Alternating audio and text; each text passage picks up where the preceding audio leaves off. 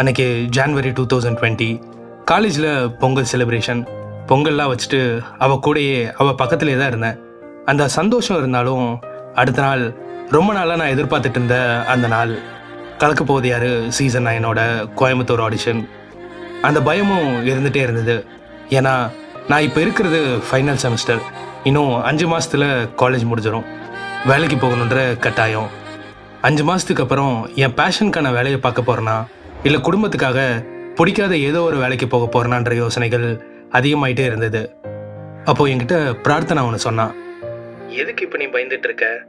உன்னால் முடியாதுன்னு எல்லாரும் சொன்னப்போ அவங்க பேச்செல்லாம் கேட்காம இந்த 1.5 வருஷமாக நீ எவ்வளோ ப்ராக்டிஸ் பண்ண, எவ்வளோ பெர்ஃபார்ம் பண்ணி இப்போ நீ எந்த இடத்துல இருக்கன்னு யோசிச்சு பாரு. நீ போட்ட எஃபர்ட்ஸ்க்கு உனக்கு கண்டிப்பாக இந்த சான்ஸ் கிடைக்கும். நீ கண்டிப்பாக செலக்ட் ஆயிடுவோமோ, எனக்கு நம்பிக்கை இருக்கு. நம்ம இதுவரை ஃபோட்டோ எடுத்துக்கிட்டதே இல்லைல்ல.